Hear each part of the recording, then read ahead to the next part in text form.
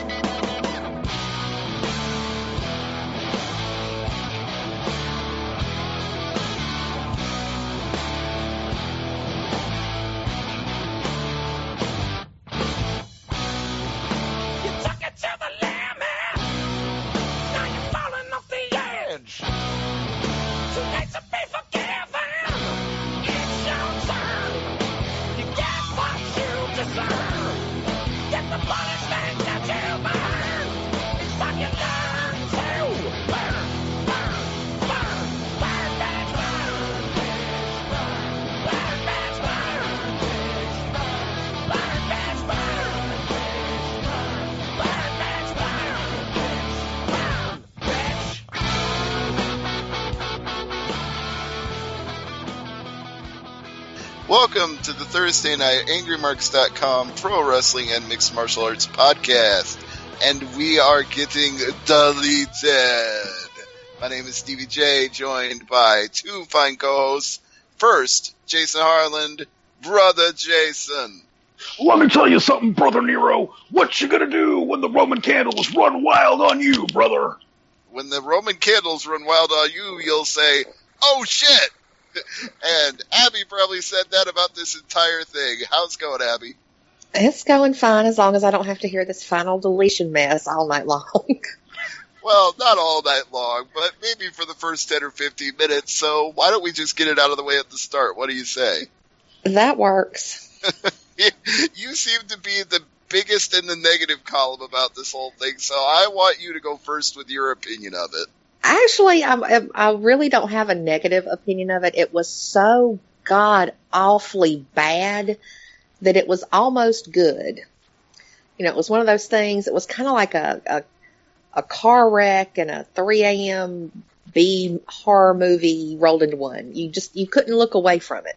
See, to me, when you said that, it kind of reminded me of Mystery Science Theater. I thought of things like Manos, the Hands of Fate, where as long as you could make fun of it and laugh at it, it wasn't so bad. It did transcend from being crap to being entertaining crap. And that's something that I had mentioned, too, is after watching that, I said, there really needs to be a Riff Tracks version of this because it would be so much more entertaining. Oh, there actually is. Brian and Vinny recorded a Riff Tracks. They didn't call it that, but that's what it was. I'll have to check that version out. But yeah, I mean, I would love to see the MST3K guys rip this one.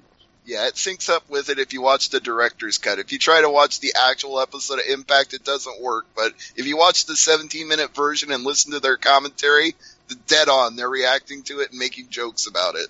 Oh, okay. So it's not, they haven't spliced it together on YouTube. It's like two things you have to watch at the same time. Well, what's funny is there was an unofficial director's cut that came out right after the show that went all over the internet. And then I think somebody at Impact Wrestling woke up and said, no, this is our property. Here's our version of it. So now there's an official director's cut with all of it spliced together that comes from them. But that's really the only way to watch it as far as I'm concerned. Don't try to watch the entire 2 hours of Impact. Oh, God, no. I fast-forwarded through the rest of Impact. Yeah, I didn't even watch the rest of Impact at all. I waited for the director's cut because I knew there was a version out there because apparently the guys in the Japanese tour for WWE were watching it over the weekend before it even aired. Yeah, that came out, when was it, yesterday or the day before, maybe Monday, saying, oh, everybody in the WWE has seen it, and they're going to do the whole Wyatt New Day compound match in the same vein to try to top TNA. I'm like, you people are crazy. Some guys in the back may have watched it, but I doubt very seriously any official has sat down and said, ooh, we got to top this. It's too conspiracy theory for my liking. This whole idea that WWE watches everything TNA does. And I'm not saying that there aren't things they're aware of, but I don't think they specifically go, let's try to top that. Because even if they thought that, this would not be the kind of thing you would try to top, because it's the opposite of it. You would want to top something good with something even more good. You wouldn't want to top something bad with something even more bad. You know what I'm saying? Yeah. I don't think there's really anybody in I don't think there's anybody in WWE that watches other stuff other than the wrestlers. That's very true. I sincerely doubt Vince McMahon has ever sat down and watched New Japan, TNA, Ring of Honor, or anything else. Mm-mm. So, Jason, you give your unvarnished, uncensored opinion now. We've heard Abby's. Let's see. I have so many thoughts on this. The first thought that came into my mind was I'm bored. Like a few minutes in, I was bored. Then I saw Jeff Hardy get on his motorcycle, and I said, this is so bad, it makes me want to watch Renegade. Not bad enough to actually go out and pirate Renegade, so I could watch it, but like if it was on TV, I would have like turned the channel and watched Renegade instead of watching Jeff Hardy ride around on a motorcycle. Then it got into these weird sci-fi effects that would be like if you gave Pez candy to a high school AV club and told them it was LSD, and these kids were pretending to trip to be cool, and were like, I'm tripping balls, man, look what I'm doing with After Effects here. And, Are you talking specifically about the part where the projection came out of the drone and started talking to Yes. Brother Nero? Yes. Yes, that's exactly what I'm talking about.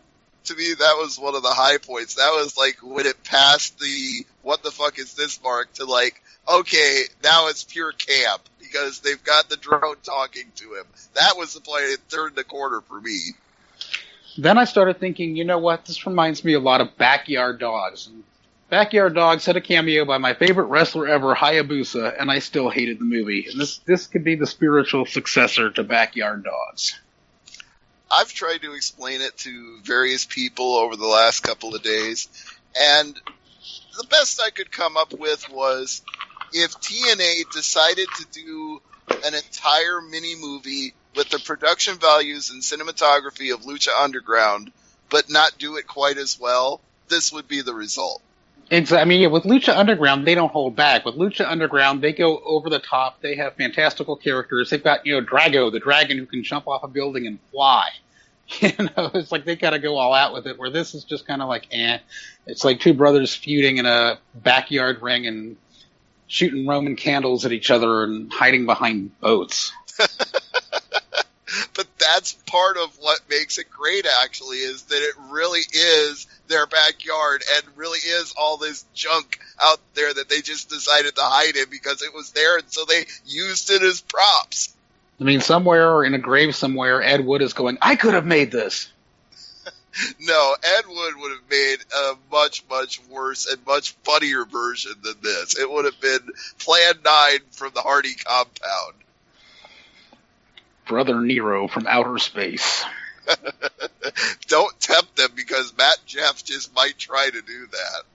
But what got me was Nero was the fiddler of Rome, but it wasn't Brother Nero who played the fiddle in this. It was Matt Hardy who was playing the fiddle. Go ahead, Abby. I was just going to say, I'm just glad that Senor Benjamin lived. I'm just glad they had so many callbacks to the first time they did this. The fact that he's playing the fiddle and he stops and goes, Brother Nero, I knew you'd come. I popped for that because, yay, continuity. They actually referenced the last time they did one of these mini movies. Yeah, let's just hope they don't do another one. This is going to be right up there with White Castle of Fear and all those other bad, WCW, spin the wheel, make the deal. It's going to live in infamy of wrestling history with video vignettes such as those. See, honestly, I actually rate this as having better production and being more entertaining than those old WCW movies. And they spent far more money making those. Well, the thing is, it did what it was supposed to do. I mean, TNA had their highest ratings on Pop. They had almost 500,000 more people watching the show this week than last week. It was... No, that wasn't right. They had about, 410,000 that tuned in? I believe 80,000 more. 80,000 more. Yeah. It's like it did what it was supposed to do. They got eyes on the product. Now let's see if they can keep eyes on the product since Brother Nero has been deleted and they're moving nights. Yeah, now they're going back to Thursday. Very ironic, all things considered, that they're coming full circle back to Thursday. Yeah. But they have to, because if they try to go against Live SmackDown, they're just going to get crushed. Well, I don't know. SmackDown's ratings aren't that hot either, so... Right, but they've proven time and again that if WWE and TNA are on the same time at the same night, TNA does not win that war. I don't think it should. It's not even a war. I mean, Well, okay, that's the wrong word for it, but you know what I meant. hell, I think there are certain infomercials out there that beat TNA in viewers. So Maybe Slap Chop, if that's still a thing. I don't even know if that still exists in 2016. Roller Jam! Okay, yeah, that could beat it in the ratings, too. I'm sure a lot of things beat TNA in the ratings, but they did do better. Like you said, it got the goal they intended to achieve, was people tuned in and people talk about it, and people are still talking about it. now let's just see if, with the work cut out for them on keeping those people that tuned in. But I don't know if they were interested in the wrestling product on the rest of the show, although I'm given to understand, and I'll have to go back and actually watch this since I only watched the director's cut, that the Ultimate X match was pretty good. I don't know. Like I said, I fast-forwarded through all of Impact just to catch the Hardy stuff. Exactly. My question is, why are more people going to tune in to watch this Brother Nero crap when they know that a director's cut is just going to be released after the fact, and if that's all they want to tune in for, they can just watch that? Well, that was the other thing I was going to say, was that at least if people did tune in to watch it, as 80,000 people apparently did, then maybe that Ultimate X match hooked them. Maybe that Rebby Sky or who was in the street fight? Not Rebby Sky. Marty Bell and Jade. I think that was the street fight they had. So maybe that hooked people too. Let's hope it, at least some of them stick around. Yeah, TNA could use a break. And speaking of which, I found out that the break they got that kept them alive, which we all knew was Billy Corgan, was actually that he paid for the entire production budget of the last TV taping. He bankrolled it himself. That's not surprising. Mm-hmm. And apparently in return, they gave him a percentage of the company. I don't know how much. Nobody seems to know how much, but obviously not a controlling interest. I know Dixie had said all along she wasn't going to give up controlling interest of the company. She'll go down with the ship before she gives up control. That we know for sure. Yep, and that's the problem. Yes. But if you want to hear more about the entire episode from start to finish and not just the final deletion, then you can check out Impact Implosion, because Seth Dragon and Mike Poulin go into very, very detailed information about the entire thing. So with that, we can move on to something I think Abby would rather talk about. I'm sure Jason would rather talk about as well. New Japan's Kizuna Roadshow. Yes, we all managed to stay up for it. Almost, all of us. Yeah, Jason Somebody fell asleep. I fell asleep halfway through it, but I finished watching it before air tonight, so I caught it all. But it was fun having Stevie there, because Stevie's still pretty new to this whole New Japan thing. And yeah, you got to hear Shinsuke Girl yelling.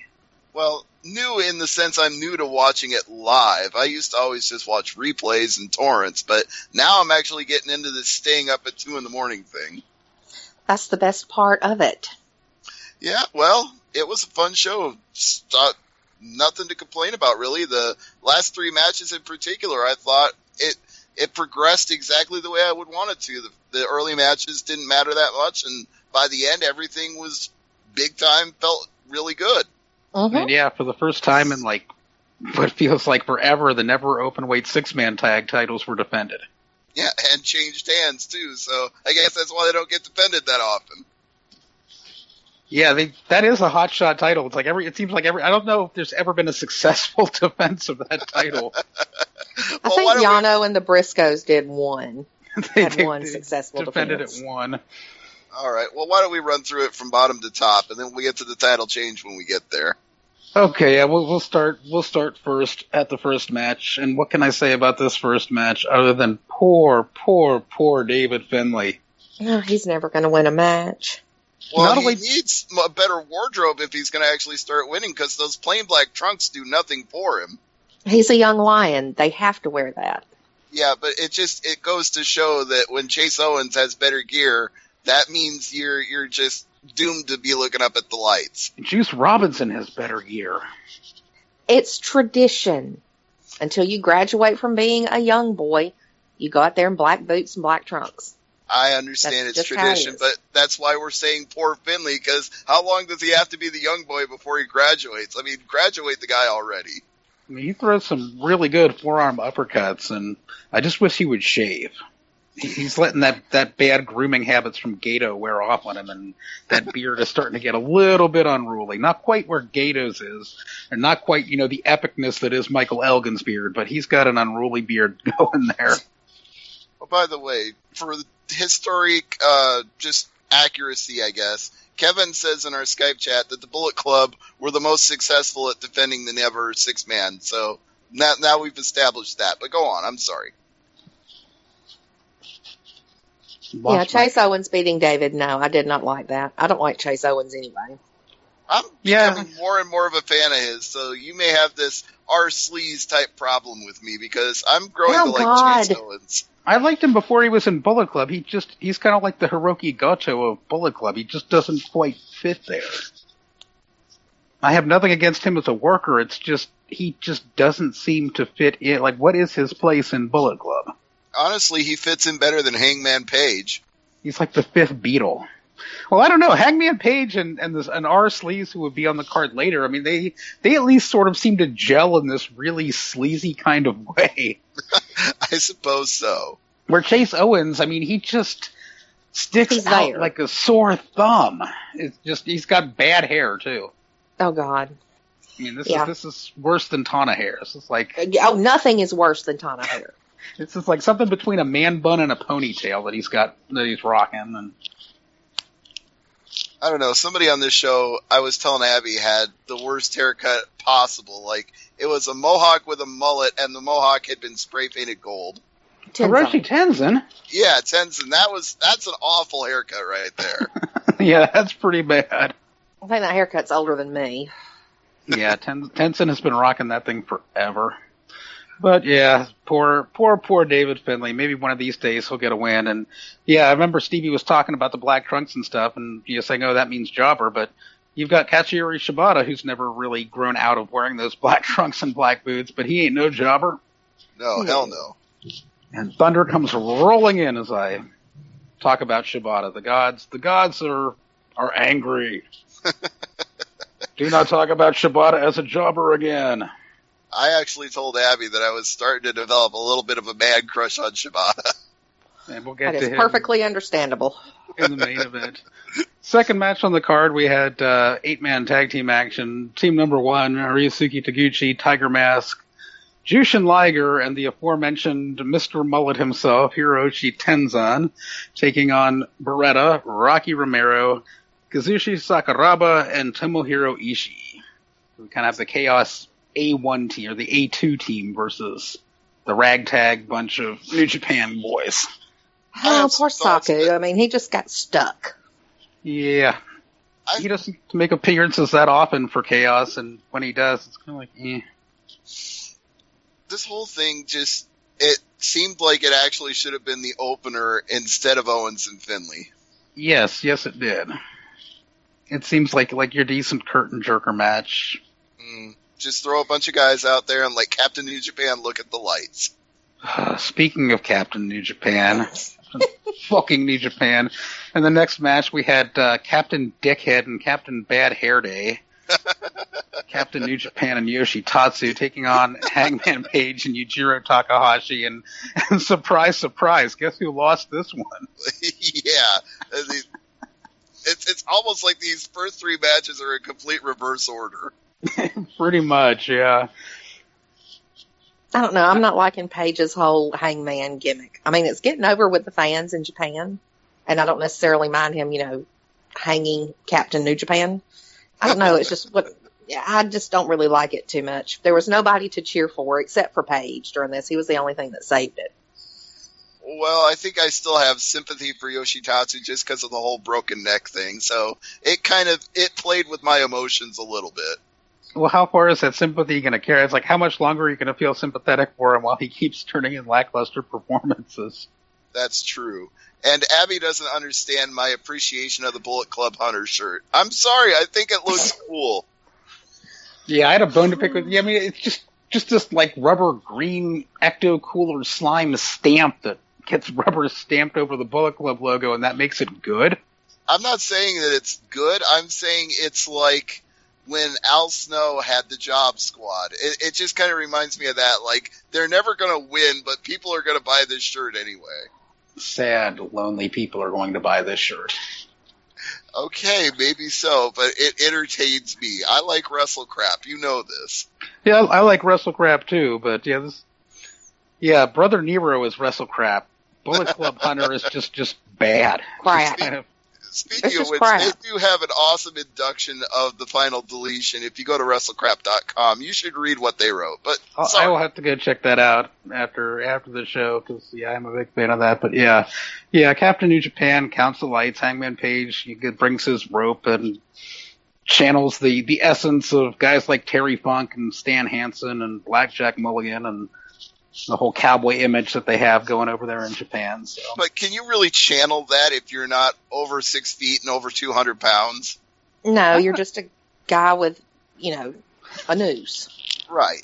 You got to be like looking like you're straight off the ranch in Texas to pull that off. Like Michael Elgin. If they wanted to do heel Michael Elgin, he could pull it off. Yeah, Michael Elgin is big and barrel-chested enough that I'd believe it from him. Even though he is Canadian. Even though he's Canadian. He can be anything he wants to be because he could kill us all. Pretty much. Which is ironic because he's a really nice guy and did a great interview on this show a few years ago. So he's not a killer except when he's in the ring. He could suplex me and Stevie at the same time. Oh, yes. Absolutely.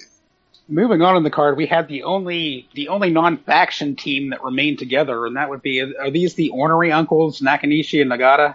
Are those the Ornery those are the Ornery Uncles. Yes. So we had the Ornery Uncles taking on Juice Robinson, who should be wearing the young lion black trunks and black boots, but he gets to keep his gimmick, and Togi Makabe, who usually teams with Hanma, but Hanma would be in the main event. So this kind of starts the round robin of just tag teams just getting all mixed up and mished and mashed, and the cohesive team of Nakanishi and Nagata ended up winning this match over the ragtag thrown together bunch of Makabe and Robinson. And that made Abby and I very, very happy. We were some Ornery Uncle fans that night. I'm always a Nakanishi fan. And I really want to see him and Juice have a singles match where he just kills Juice. I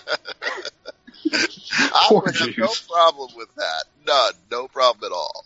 He would break his back and make him humble. No, not like that. I mean, hell, Nakanishi's even flying around these days. If that doesn't scare people, I don't know what the hell will. Yeah, he did take to the air, and almost reminiscent of guys like the late great Mike Awesome, big guys like that who would take to the air, and it's just. Honestly, I saw something far more scary from Hanma later. Yeah, we'll talk about that. We see that every match from Hanma.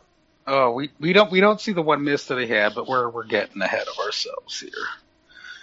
And then before is this before or after the intermission? I'm not even sure. We had this was after the intermission. We had the never open weight 6-man tag team title match. We had the defending champions, the Elite, Kenny Omega, and the Young Bucks, Nick Jackson and Matt Jackson, taking on Matt Sydal, Ricochet, and Satoshi Kojima, because they're just throwing people together, I suppose. All right, let me interject real quickly before you go on, Jason, that the thing that set this match up right away and got me fully invested is that they came out wearing New Day t-shirts and parodying the New Day's entrance. That from the Elite just made me mark out immediately. And they've been doing that, going back to Wrestle Kingdom? Something like that. Yeah. They've been doing this New Day, invoking the New Day. They'll come out wearing New Day t-shirts or just dropping New Day references and things like that. So it's well, we kind of knew it was going to happen. We kind of knew it was going to happen because they had put out a video earlier in the day where Kenny brought the Young Bucks New Day shirts and said he wanted them to wear them for the show. And they did like the skipping to the ring thing. They really did parody the entrance that the New Day does. Right down to the air trombone. There was a impersonation of playing a trombone. But the skipping and the clapping, and it's funny to see them parody them, and just to see that kind of homage getting paid, and just kind of seeing them one up themselves on this Kinzua Road card. I keep hearing that they're actually trying to get the match booked, but WWE will never let that happen. Yeah, No, I and wouldn't see a one-off happening like that at all, no. I mean, this is where New Japan is a lot smarter than WWE, because I don't think that Gato or Kadani, they mind at all with what the New Day is. I mean, with what the Elite is doing. It gets people talking about their talent, their promotion, and gets eyes on it. Whereas, with Vince, his ego won't allow him to acknowledge anything that's not him. Yeah, I mean, I don't think they would mind, what went on between Ospreay and Vader either, because again, that's drawing attention to Will Ospreay and to New Japan. Exactly. But this was a fantastic match. For a 6-man title match, I kind of have to reverse course here and get in Stevie's camp, who's a fan of 6-man tag action. I'm glad this one brought you around, because it was fantastic. This one brought me around, but it's because you had two teams that were very well matched. Even with Kojima in there, it's like Kojima didn't seem like the lead weight, like an anchor that was kind of dragging behind everybody else. Kojima held his own in this match. Totally agree. And you had, Cozy can still go. Oh, he cozy lariated all 3 members of the Elite, and you had the flippy dippy shit from Seidel and from Ricochet, and so Ricochet's one of those guys I'd really like to see New Japan sign to a multi-year deal. And that would be nice, but I don't see that happening. Lock him up, because he would fit there. We got that Terminator cadence drumming from the Elite, and all 3 of them hit dives out of the ring after doing that drum line. And this was just, and poor Kenny Omega, who took not 1 but 2 reverse Ranas in this match. Just, his poor neck. Yeah, there I was hate that one move. that made me yelp, and I always worry I'm going to wake up Michelle when I do that, but I saw it, and I was like, oh my god, his neck. It's like Seidel hit a reverse Rana on him, and then like moments later, Ricochet hits a reverse Rana on him, and then I think the Ricochet one was the one that really made me scream, like, no, my god, no! It was like the second one in 2 minutes. It's like, It's like that first one wasn't bad enough. This one was like, Yeah, it just looked like it crushed every vertebrae. It just looked horrible. And not only did Ricochet hit Omega with a Rana, but he gets up immediately after, runs to the ropes, and does a Tope Con Hero dive out of the ring and takes out people on the outside. So kudos to Ricochet. In this match, the titles would change hands on simultaneous shooting star presses from Seidel and Ricochet onto the Young Bucks. And we have new never 6-man tag team champions. And then after the match, it looked like there was some drama between Hiroshi Tenzan and Satoshi Kojima as Tenzan came to the ring. But yeah. I don't speak Japanese, so. No, it was basically Kojima offered up his spot in the G1 to Tenzan because it would be Tenzan's last G1. Oh, okay. Yeah, Tenzan had been campaigning for a spot in it, and Kojima, I guess, basically took the tack of, well, I got a title to defend now, so I'll do this and you take my spot. Oh, cool. So is that official? Is Tenzan now in the G1? Yes, and he is in out? the G1, and Yay. Cozy's out. Yep, all the brackets have been updated. Alrighty then. So we got it's Tenzan's time to shine. The one time of the year that the Mongolian mullet tends to shine, and that is the G1 Climax, which is coming up at the end of the month here. So it's good to know that he's got a spot. And yeah, Kojima and the pairing of Ricochet and Seidel is very odd, but somehow it worked. It does. It totally does. They're a great team to defend this title. Like a triple fried egg sandwich with chutney and chili sauce. Red Dwarf reference. I love it. There you go.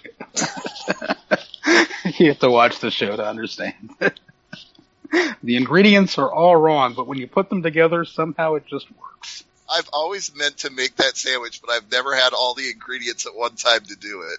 Before I was vegan, I did make it. It was delicious. I'm sure it was.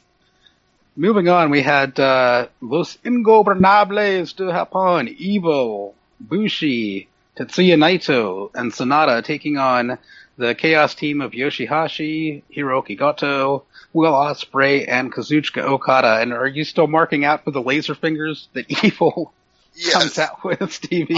Honestly, I don't think I stopped marking out from the 6-man tag match on. It just kept getting better and better. But yeah, I remember you talking about that. I remember we were talking about, what was his name? Tiger Hattori. I said, Tiger Hattori is Captain Old Japan. we were having all kinds of old jokes, like, when Tiger Hattori was born, Japan was still called Edo, things like that. I think I said when Tiger Hattori was born, the continents were still Pangea. Even older. Mr. Burns old. Poor Tiger. Be nice to Tiger. He's 900 years old. He can't help it. He's 900 years old. Be nice to Tiger, Dave. I just feel bad when he gets down to his knees to count the pinfall. Like, oh man, that's gotta hurt. Well, he doesn't move too swiftly, so he's kind of ginger with dropping down to count. Yeah. And yeah, the one thing that I always mark out for with Okada, and it happened in this match, is when he pulls out some of those seldom used moves, and we got to see Red Ink in this match, and we got to see Heavy Rain in this match. Not only do we get to see Heavy Rain, we got to see Heavy Rain in stereo, while Hiroki Goto also hit the Ushigoroshi, which was pretty sweet. Oh, yes. And this was also an elimination match. That was something that threw me off because I didn't know that was the rule, and I had to ask Abby when somebody went over the top rope, and I said, wait a minute, Abby, is this elimination rules? And then she said, yep, elimination, pinfall, or submission. And yeah, one way you can tell that too is when a guy is eliminated in a New Japan match, you will hear the bell ring once and only once. And that was what cued me that something was going on. I was like, okay, I guess I wasn't paying enough attention before now. Now I realize that's the signal that somebody's out. Yep, and it would come down to the final two in the match were Bushi and Ospreay, which is just great. The two quickest guys in the ring. And what do you think of the Bushi Rooney, Stevie?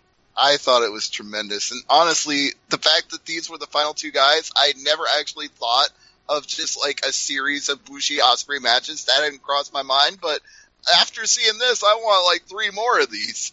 It was pretty decent. Yeah, Bushi went for the mist, but Ospreay moved out of the way, and he ends up hitting Sonata with it, and then Evil and Naito come into the ring to try to interfere, and that's where they get met by Okada and Gato, where they hit those stereo Heavy Rain and Ushigoroshi. And I have to admit, that was a mark-out moment for me. As much as I hate Gato, I do love the Ushigoroshi, and I do love Heavy Rain, and they hit them at the same fucking time.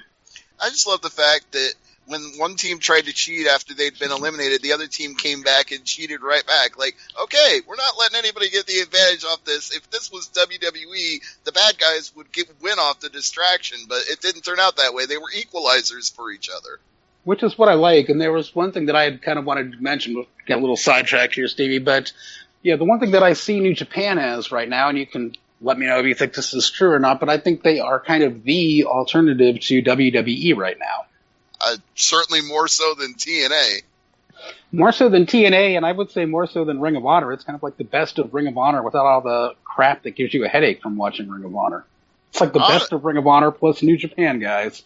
Honestly, there's so much crossover between New Japan guys going to Ring of Honor and Ring of Honor guys going to New Japan. I kind of view them as like 1A and 1B, but definitely the 1A higher above is New Japan. Definitely, yeah. I mean, this... Again, yeah, I always plug New Japan World on the show, but really, if you're on the fence about it, if you're a refugee like I am from WWE and you're just burned out on it, it's just the same old, and you're looking for something different, definitely check out a New Japan show. I just got my bill for it for the first month, like 2 days ago, and it was $9.62 plus a 28-cent foreign fee conversion. So still cheaper than WWE Network because $9.62 and 28 is $9.90. So yeah, even with that, yeah, you get, it's a small amount they charge for the conversion rate, and yeah, 999 yen is less than $10. And much better product. Well worth it. Anything that you had wanted to say in regards to this Ingobernables versus Chaos match, Abby? Nope, not really. Yep, I guess the final came when Ospreay pinned Bushi with a springboard cutter. It seems to be his finisher. Do they have a name for that move yet? Yeah, there is a name. I just can't remember it off the top of my head. Well, I have a question for Abby, actually. Okay. I don't remember if you said this while we were watching it live, but do you still have any concerns about Ospreay's injuries and the fact that he's still working on them right now? Well, yeah, I do, because, I mean, they're going to catch up with him. Yeah, well, when are they going to sit him down? Is he going to be able to sit himself down? Even he said that he is working a slower, safer style in New Japan. He said that in an interview either this weekend or late last week. You know, he's not going up to the top. He's not flying as much as he used to. And he's trying to, spare his body, which I don't think he's got much choice right now. But I think that'll end up, lengthening his career greatly in the long run.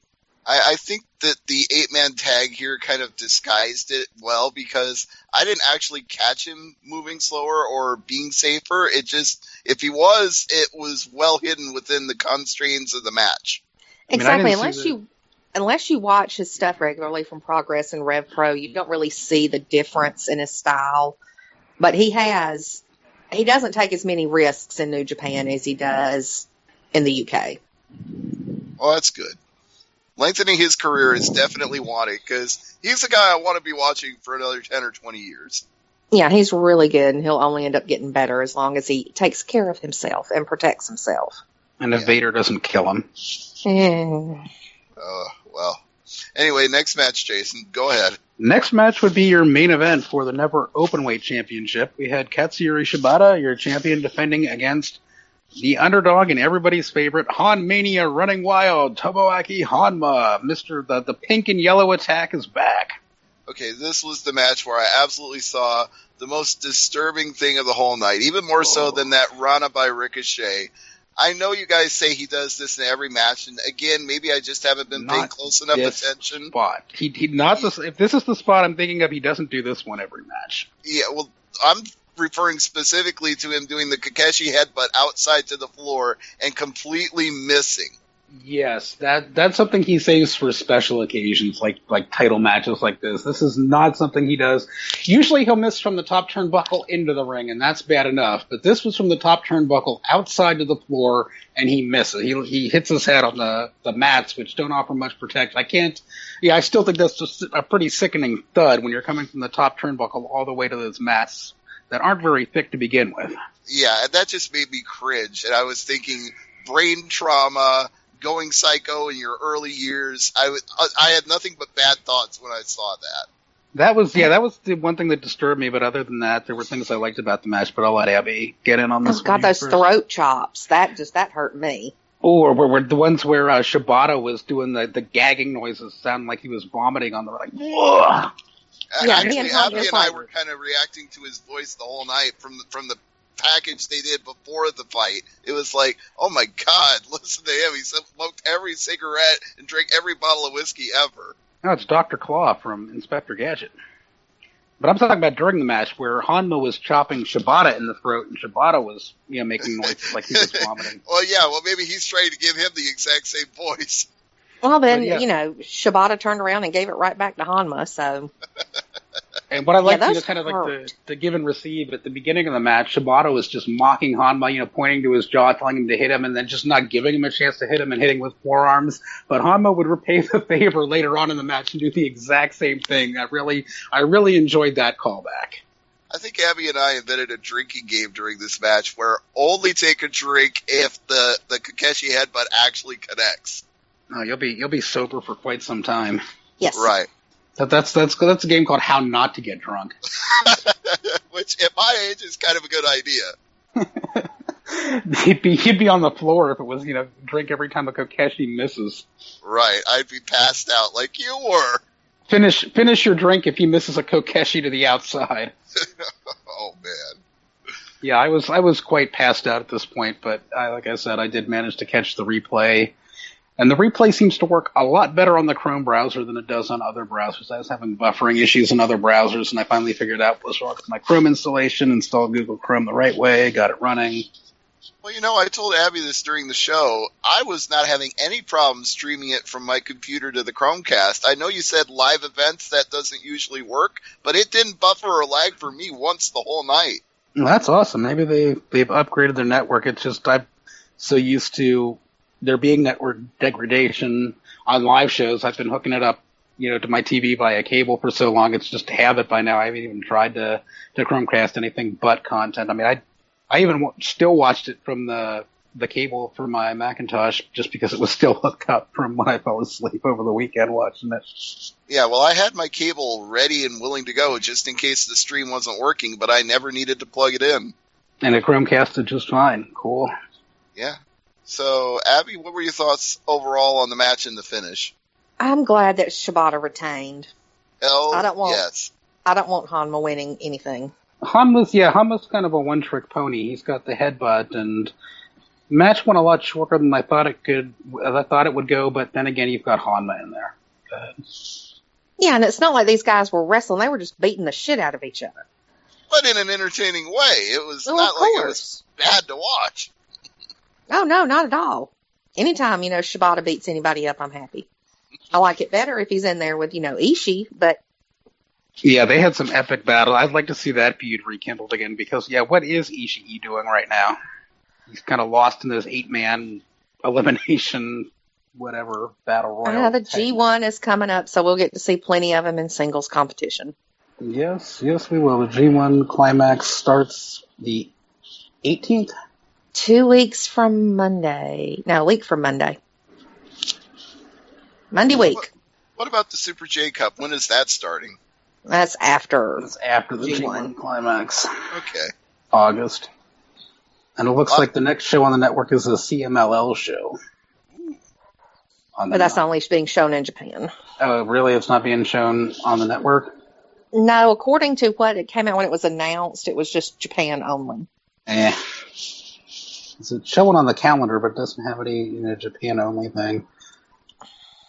And Stevie got to find out what the asterisks mean on the New Japan site, like hard cam, no commentary, music muted. Yeah, Abby was doing a pretty good job of explaining all of that to me as the show was in progress. I'm like, oh, okay. That means they don't have the music rights and we're only getting, just basic, no commentary, just whatever happens, happens. Yeah, kind of standard fare. The bigger pay-per-views will get commentary, but there's, for the smaller houses on like G1 or Best of the Super Junior, sometimes all you'll have is like a hard cam that zooms. It'll have 2 zoom settings, back and tight on the ring, and that's it. Well, this one seemed to have more cameras than that, but it definitely didn't have music or commentary. Nope. They didn't have the music rights, and yeah. Well, what was weird was every now and then you would actually hear the music for somebody, but like 4 out of 5 you wouldn't, and then the 5th it was like, wait, why are we getting music now? And what's weird is on some shows they will play music, but it will be altered music. It'll be dubbed music. Yeah. Because then they really don't... if it's being aired also on, Samurai TV, or what's the other one? Fuji? No, Asahi? Asahi, yeah. If it's them, if they don't have the rights, then it'll be dubbed. Sorry to jump in. This is one of the things that's always confused me about New Japan. As big as they are, why don't they have their own music production team? WWE has theirs, TNA has theirs, Ring of Honor has one. Why can't New Japan? Why would they when they have people offering to do the music for them? Because they situations like this. Yeah, where you don't need music all the time. And that was, that's one thing with New Japan. It was never about the pageantry that other sport. They still consider themselves a fighting organization. Well, that's fine, except at the live shows, you've got the music and it's noticeably absent in the broadcast. I mean, it's definitely silent. Yeah, but the crowd hears it. Right, but the home crowd doesn't hear it. The internet crowd doesn't hear it. They were never really concerned about the internet crowd until just recently. And I also think it's something where a lot of guys like Tenkozy, I mean, they finally got the rights to Liger's theme, but you have these guys who have been in New Japan forever, who have had the same themes forever, and they're either going to have to purchase the rights to those themes or give these guys new themes, and I don't see that happening in either case. No, their themes are so tied into who they are, they're not going to get something new. And plus, with outside bands or outside musicians having the rights to the music, trying to buy it is just probably something they don't even think about spending money on. Because it's worked well for them up to this point. As long as they have entrance music and commentary for the big shows like your, Wrestle Kingdoms and your Dominion shows, fine. If they don't do it on these smaller shows, I'm okay with that. Yeah, I mean, house shows, no. Yeah, Road 2 shows almost never do. Yeah. And this is just kind of essentially your Road to G1 climax, but they're not calling it that. No, and that's what we'll be getting for the next month is G1, so. G1 Climax running from the 18th all the way through the 14th of August. So, yeah. We're going to be so tired. I was so tired last year. I remember that, yeah. It was a marathon. I'm going to watch some of them, but I'm not going to stay up for every single one of them. I remember last year was it Block B where there could have been a three-way tie between like Nakamura, Styles, and it was Nakamura, Okada, and Anderson going down to the last day. But yeah, I was like, damn, they could have ended up in a three-way tie and we could have had literal chaos, but it was not to be. But yeah, they're not going to pull something like that. Hopefully not. Well, we almost had that in the Best of the Super Juniors. I mean, they'll take it down to the wire, but I think in the tournaments especially, they try to keep stuff. So the way that it was interesting because with the three participants last year in the G1, had they all finished, each one would have had the way that they do it is, who has wins over who, and it would have been all knotted up. It would have been basically a rock, paper, scissors scenario with which each guy having a win over one of the other two, but not the other. So, I mean, it really would have been a deadlock three-way tie, which would have been so awesome. But, yeah, I mean, you'd really need some creative booking to get yourself out of that one once you got into it. But well, you could just do a three-way between the three people who are tied, and whoever wins the pinfall is the one who advances. I don't think I've ever seen a three-way match in New Japan, not a singles match anyway. Like the junior IWGP junior tag titles are always three team and 4 team, but I don't think I've ever seen a three-way dance in New Japan. I haven't either. We've had a ladder match. I guess it can't be far off. Yeah. No more ladder matches. Hopefully those are done. Or at least don't put Tomoaki Honma in a ladder match because he might just die. Kokeshi from a ladder to the outside and he missed. Oh, that's almost as bad as thinking about what Jeff Hardy did when he jumped off that symbol of his. That's not look like a good landing for him. He fell in a bunch of dirt. It still looked like it hurt.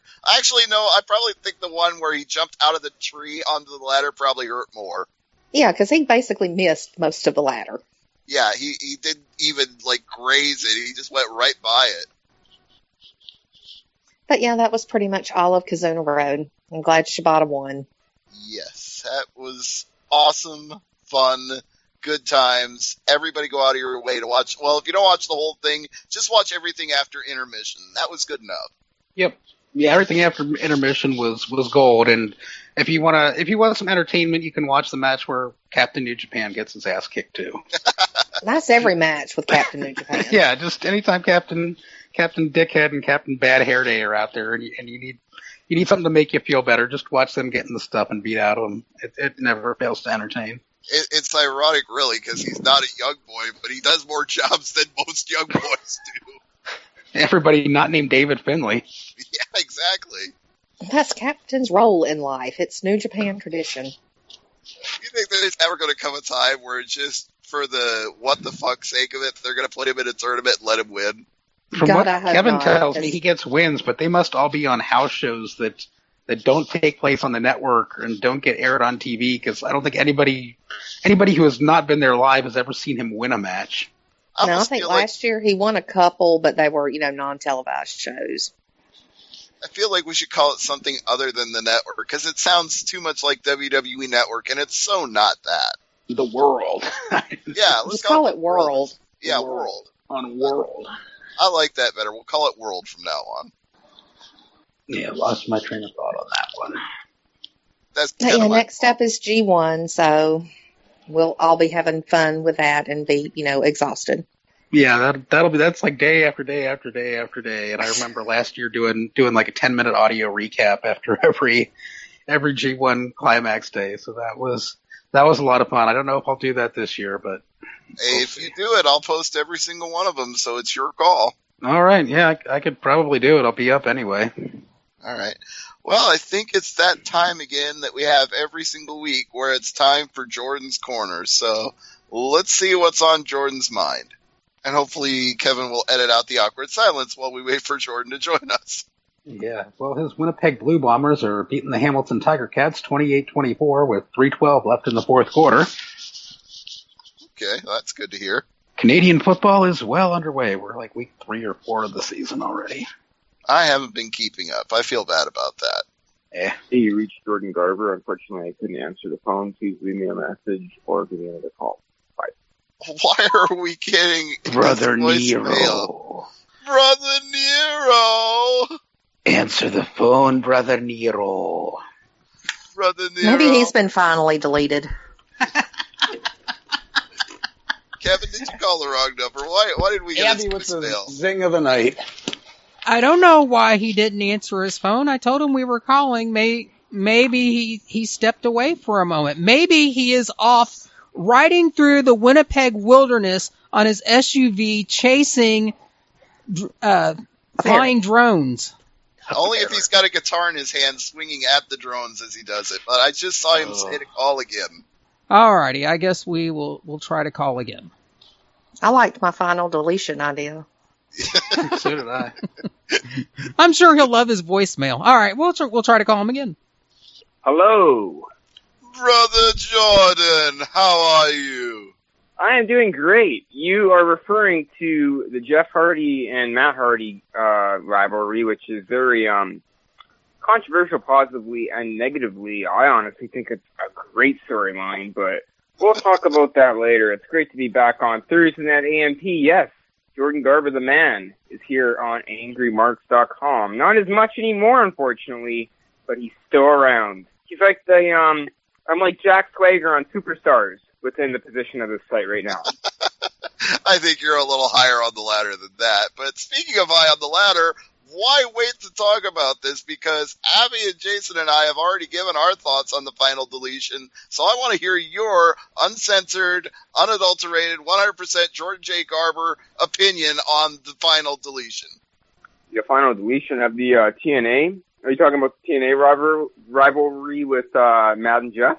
Yeah, the entire thing that aired this week. If you didn't see it, go ahead and say so. I honestly didn't have the chance to check it out yet. Honestly, things have been so tight for me. But I've watched some YouTube videos, however.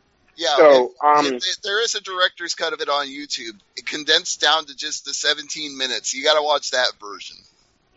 I'm gonna check it out. I think I watched the first one when Matt they were battling, and then Rebby turned on Jeff, and then they're in their little wrestling ring at their home, and there's this like dramatic effect.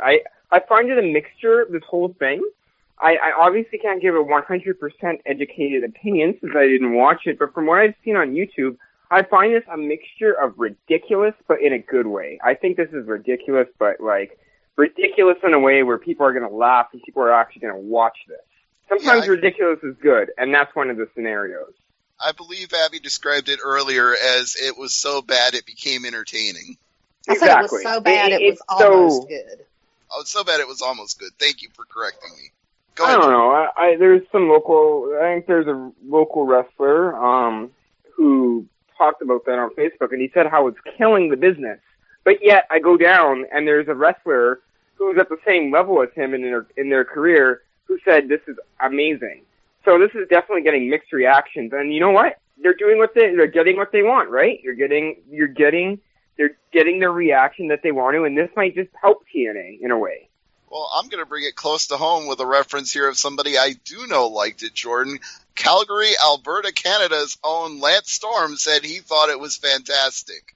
I honestly think if this keeps up, it's going to be great. Unfortunately, I'm still working on getting this whole cable set up because of some situations. I got the box in, I got the cable cord in, I got the video cords in, but it's not letting me go to my main screen. And if I don't want to pay $200 a month for cable if it's not going to work. So definitely some delays on that topic. That's how much it is up here in Canada. For MTS TV, it's like $200 a month for like cable. Wow. But I don't have to pay that, but like I got to pay a bit of it. So I live with like different people because I moved out of my parents, as everyone may know. So right. That's the wrestling life, indie life, as they say. So it's not Shaw or Rogers then. I thought those were the two major providers in Canada. It is not Shaw or Rogers. However, you can catch CWE Adrenaline featuring Jordan Garber and the stars of CWE on, including actually Angry Mark interviewee Adam Knight on Shaw TV Channel 9 every 10:30 p.m. in Winnipeg, Manitoba. So you can definitely check that out as well if you're on Shaw TV. Normally what I do, I work a job, which is a very tight, the hours don't give you much free time as they do. I work 11:30 to 8, Monday to Friday. When I get home, like I said, the cable hasn't been working, so I watch wrestling highlights of recent Raws, and then I'll watch old Japanese tapes and old 80s wrestling, and I have my computer and on my phone, and after I just watch wrestling, I'll sit there and study after work. It's just Monday to Friday, it's go to work and then study wrestling, obviously, and then on the weekends, then I party. So it's definitely a tighter life for the Garber snake nowadays. Doesn't sound all bad, though. I mean, you get to watch some classic wrestling. It's probably better than what's airing on WWE Raw or SmackDown, so why not? And as for my current job, it's a very good job, and, you know, there's lots of leeway between, like calls or whatever. It's a very, very good job. I enjoy it. Better than working at McDonald's, that's for sure. I remember before I started at McDonald's when I was still on Angry Marks, and that was back in September 2014. I've been here for a long time. I've been here longer than any other wrestling podcast, and I'm always honored to do so every week. Oh, yeah, but Brother Jordan, you haven't been here as long as I have, because I've been here since 2002 or 2003. That's a long time. It is a long time. A lot of wrestling history has gone. I actually remember, I think it was several months back, I was going on the Thursday Night AMP archive, and I listened to the first one from 2006. Yes, I think that's that was correct. the year. We're actually approaching the anniversary of 500 shows. The closer we get to Survivor Series, the closer we get to hitting the 500 milestone. How many shows are we at right now? Well, Kevin, where are we? Like 493, 494, something like that? We're getting close to 500. Yeah, I know. That's why I said, because it's about 50 shows a year in 10 years. So the closer we get to Survivor Series, I know we're getting close to 500 because that was our first. Well, then on the 500th show, all the Angry Marks fans should know and stay tuned that Jordan J. Garber will have something up his sleeve. And would that be a controversial rant? Will that be a funny statement? Or will that be another meat chip episode? Who knows? But we will find out soon enough. That's what you should do for the 500th episode. Send me some meat chips and I'll try them on the air and tell you what I think. They're awful. They're awful. They have hot wings now. They have hot wings chips now here in Canada. Ruffles hot wings chips. Don't eat them, and don't drink chocolate milk while you eat those. Not a good idea. No, that doesn't sound like a good idea at all. But and then salami. Oh, it was bad. It was bad. Hey, I went to the live WrestleCraft radio and had hot dog flavored potato chips, so I'll try anything once. Oh, yeah, you told me that story. All right, Jordan, before we let you go, anything else that you want to plug or mention on Jordan's Corner this week? Yes. It's July now. Wow, it's already summer. Who thought it would come this fast? Primo's Professional Wrestling presents, oh my God, what's it called? I just got booked for it today, officially. It's called Slave to the Cage Match. It's in Winnipeg, Manitoba. I think it's at the Churchill Park United Church. For more information, check out my Twitter at Jordan J. Garber. Newsflash on the show. No one has known this yet until now. I am an announcer on that show, so you can see me from the broadcast booth, broadcasting live during that show. July the 29th, Under the Lights Entertainment Pro Wrestling presents their show up there in Watersmeet, Michigan.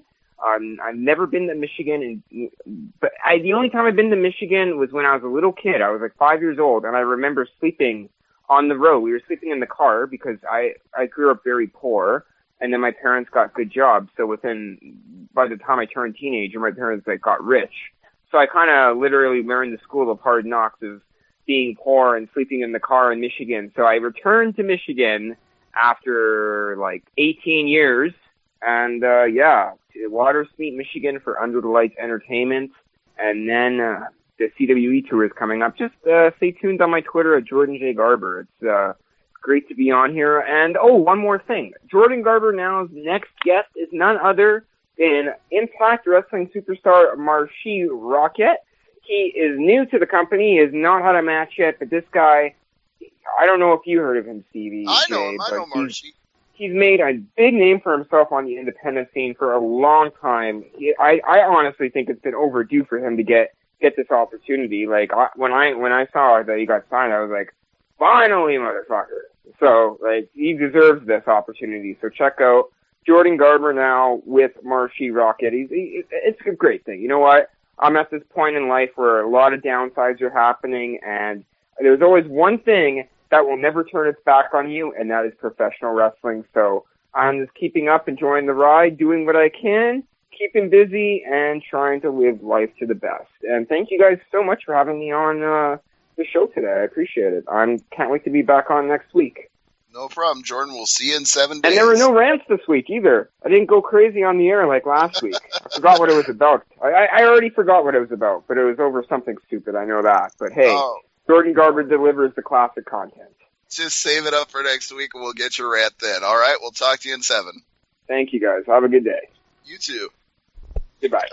All right, that's Jordan's Corner right here on Thursday Night AMP. But what else do we have to talk about? Jason, what do you want to talk about that we haven't already on this show? Covered most of it. Covered all of it. I don't know. What else is there to talk about this week? I don't know. Maybe it'll be a short show unless Abby has anything else that she wants to talk about. Oh, they announced Lesnar's SummerSlam opponent on SmackDown tonight. That's right. It actually came out, ironically, in Canada. They announced it in the Aftermath show when SmackDown aired on Wednesday, but didn't make it official until tonight. No, they didn't announce anything. A non-WWE affiliated show with non-WWE affiliated people said that Brock would be facing Orton because that was the rumor. But today, I believe somebody at WWE leaked it to them on purpose. No, they were basing it off the rumor of what Meltzer had been saying for the last couple of weeks. Well, then somebody leaked it to Meltzer then because he called it right on the money. Well, with Meltzer, who the hell knows? He'll never admit he's wrong. He just goes back to plans change. You know, I don't know. But well, yeah, they honestly, a lot of times they do. He gets a tip, and then they change it just because he got a tip. I just have to. I think this is a bad idea on so many levels. I'm a little concerned about him coming off shoulder surgery and taking 20 suplexes. So yeah. You know, I mean, and this is not a guy that just had shoulder surgery. This is a guy who's got, I don't know if it's a chronic condition or a congenital defect where he's got fragile shoulders. Yeah. And collarbones. One in particular seems to pop out every 6 months or so. You know, and it's like, hey, you're just coming off this and you had some bad trouble with rehabbing it because you were out longer than you were supposed to be. Let's stick you in here with Brock Lesnar, who is going to throw you around like a human lawn dart. And fans actually want and expect that. They actually count along with the suplexes. So if they don't get that, they're going to be mad. Yeah, and it's like, I don't have any desire to see this because neither guy is going to be on television a lot to build it up. Randy Orton is not the most exciting wrestler in the world. And I can honestly say I haven't really even noticed he's been gone. I've noticed he's been gone, but I'm an Orton fan, so we'll just agree to disagree on that. Yeah, and then plus you've got whatever's going to happen this weekend at UFC 200. Lesnar could get hurt. Hell, it could come out tomorrow that he failed a USDA. You know, anything could happen between now and then. And the New York State Athletic Commission has already weighed in on that and said if he's not medically cleared after the fight with Mark Hunt, he will not be allowed to wrestle at SummerSlam. Oh, Lord, I can just see Vince pitching a fit. We're not a real sport. What's funny, though, is they weren't even promoting the fight between Lesnar and Hunt until today. They didn't mention it on Raw. They didn't mention it on SmackDown. They finally put some videos up on their YouTube channel promoting the fight today. Yeah, that's just a surreal situation to me. Mm-hmm. As I explained it to Peter on Glove Up or Shut Up, I said they're trying to not promote it because if he loses, then they don't have to acknowledge it, and if he wins, then they can trumpet it to the heavens. But they're not going to say anything really big until after the fight's over. Yeah, and that's like Stephanie coming out and saying, well, we're not necessarily supporting him. Like, you idiot. This is like the biggest news surrounding one of you. I would be out there just blowing and tooting my own horn. And it got even bigger considering John Jones flunked out of the main event. So now that fight moves up to be the main event when it wasn't originally supposed to be. You know, Vince just should have bought UFC. That's all there is to it. Oh, you think he's got $4 billion laying around that the stockholders won't notice? You don't think he could raise $4 billion in capital? I mean, No. I know he could if he really called in all his chips, but I don't think he could appease the investors if he did. That would be like gambling on WrestleMania all over again and more than likely crapping out. Yeah, because UFC is such a volatile business. At least WWE's business has locked in a couple million subscribers on the network and has a pretty steady revenue stream from TV, whereas UFC, if all their big stars got injured or hurt, it could tank real quick. Yeah, But- those guys I don't think are going to be the ass kissers that Vince is accustomed to. That too. Nobody's going to go out of their way to bow down and pucker up for him. If they're a fighter, they're going to go out there and cause headaches, because that's what you see with Dana White each and every week. Yeah, that's what these guys do, and Vince is so used to being surrounded by yes men. I think that it would just, I think that it would be one of his ventures like the XFL or the World Bodybuilding Federation, that it would just not work at all. What always confuses me when it comes to Vince McMahon is that you hear that he likes to surround himself with yes men and likes to have his ass kissed, but then you also hear that the only people who get any respect from him are the people who get in his face and challenge him. Talent-wise, yeah.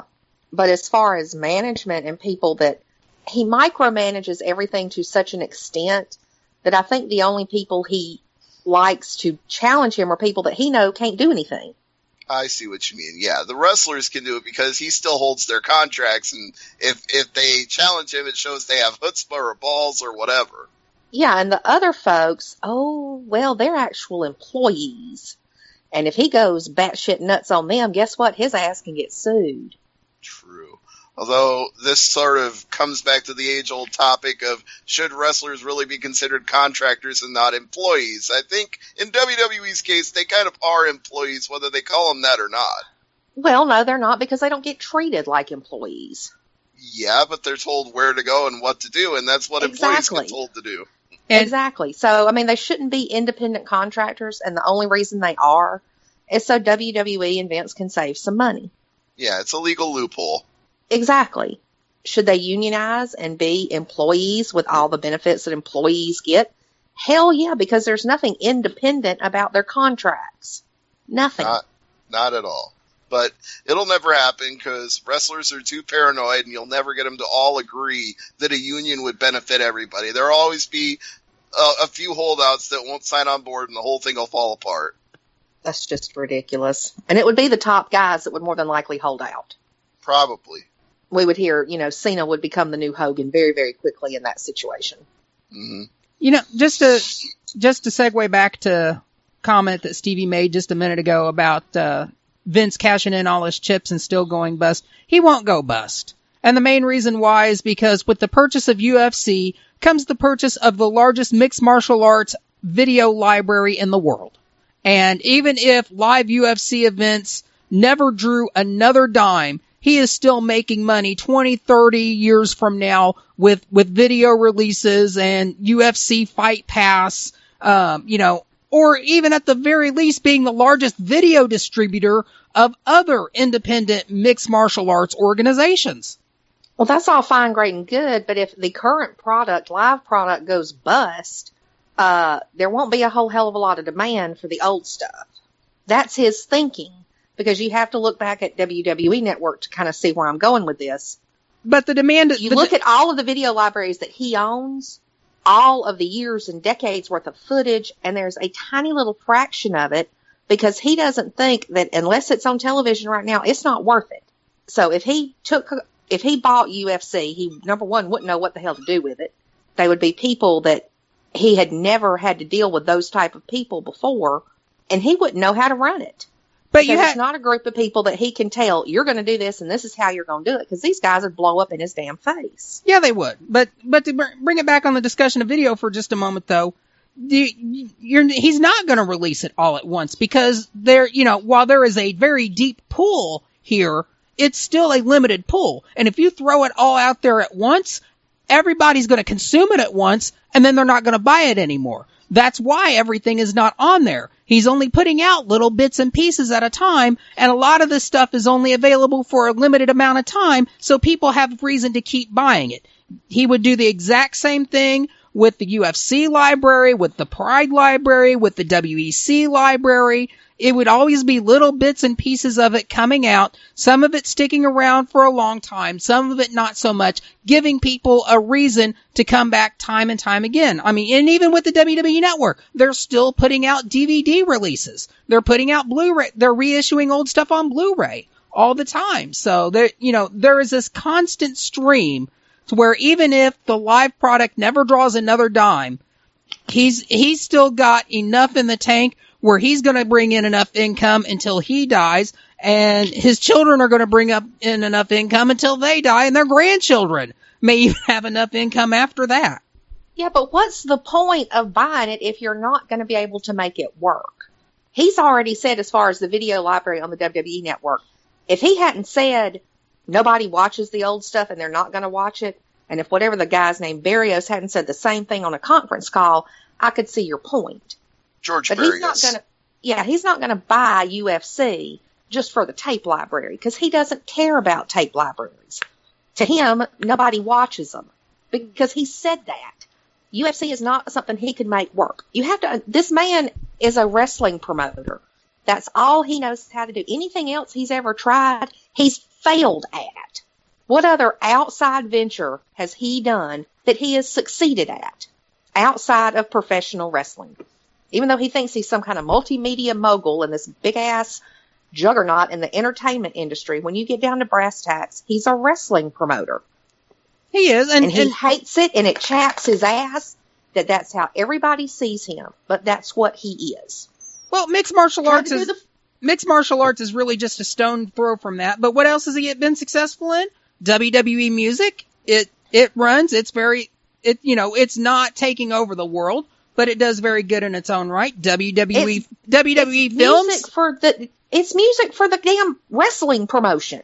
It's not something outside of the wrestling promotion. They put out other independent artists as well. It's not very well publicized. These guys aren't knocking down the doors. But they are still making a respectable profit. WWE films. They make some of the shittiest films in the world, but all of it makes money for WWE. It's a laughing stock. It is. And it's a vehicle for the wrestling talent. It is. But it still makes money. What has he done venturing outside of wrestling that has been successful? The XFL? Oh, wait. No, that was a disaster. WBF? Oh, wait. No, that failed too. That's kind of my point. He knows wrestling, or he used to. I'm not sure about anymore. He knows wrestling. So the things he does with it, up to a point, he's comfortable enough to know that, hey, I can do this. If it's wrestling related, I've got the backing of the board of directors, investors, yada, yada, yada, and there's that core audience. He's proven he doesn't know how to handle things outside of wrestling. That's my whole point. If he got the money to do it, I think it would flop more than likely, just like bodybuilding, just like football. I think there was something else in there, and I can't remember for the life of me what it was. But he knows wrestling. These other things, he's proven time and time again that, no, he really can't do. And the things that are offshoots of WWE, well, they're still basically vehicles for the wrestling promotion. Like NXT and the Cruiserweight Classic. Yeah, but it's still WWE-centric. UFC would not be WWE-centric because you can't buy something like that after years and years of saying they're nothing alike, and then all of a sudden, oh, hey, guess what? I own this fake fighting club, because that's what Vince thinks. It's fake fighting. It's scripted. It's like an adult soap opera. And now I own this real fighting club. Yeah, I don't see the business models cohesively existing together under the same umbrella. And not to pick on Kevin too much by saying this, but they couldn't really matriculate out the tape library of UFC Fight Pass at this point because they already put the entire thing up to UFC subscribers for $7 to $10 a month, depending on how long you sign up for it once. And if WWE bought it and tried to withdraw that and only put out a little bit of it at the time, there would be a huge uproar because it's all up there. All the Pride shows, all the UFC pay-per-views, they're all available now. Other than the pay-per-views that haven't aired yet or are less than a few months old, if it's older than like 2 months, it's up there. See, I wish with all of the old stuff they have on or the WWE owns, I wish they would put that stuff up on the network. They don't think it matters, and they say that they have, analytics saying that people don't watch it. Well, hell, throw it out there anyway. Honestly, if they put up Thunder, I'd watch it. Not because it's any good, but because I'm curious and I never watched it back in the day, so I'd like to see it now. It was okay to start off with, but it, fell real quick. And I would probably enjoy seeing it fall. I want to see it fall off a cliff and get to experience it for myself.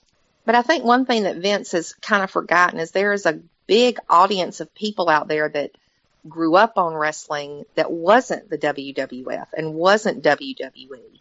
And we would like to see the old worldwide or world championship wrestling that used to come on on Sunday afternoons.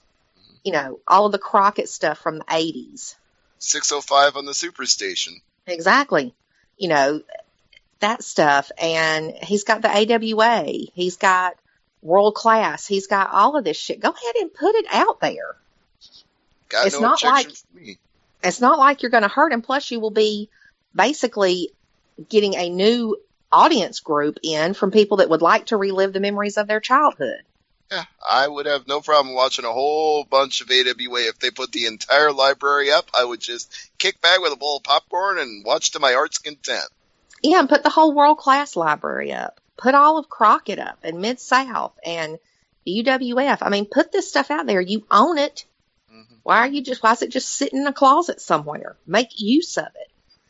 Well, you've already said why, because Vince thinks it's worthless, which questions why he bought it in the first place, but whatever. Because he wanted to own it. Yeah, I guess he wants to own every part of wrestling, but he doesn't own New Japan or Ring of Honor, so we can be thankful for that. True. All right, I think that's all of our topics on Thursday Night AMP for this week, but as always, before we wrap it up, it's time for cheap plugs. Abby, what do you got?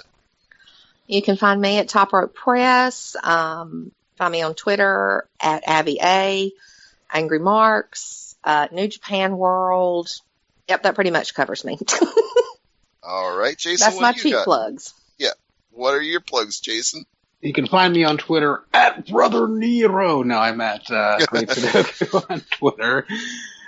New Japan World will plug NJPWWorld.com, the best 999 yen you can spend a month. What does that come out to, Stevie? About $9.60. Alrighty, and yeah, my cooking blog, veggiebending.wordpress.com. All right, Thursday Night AMP for our producer, Killer Kev, for Jason Harlan, a.k.a. The Great Sudoku, for the lovely and talented Abby, and for myself, Stevie J, and for our guest in Jordan's Corner, Jordan J. Garber. Thanks for listening. Have a good night, everyone. We'll see you next week.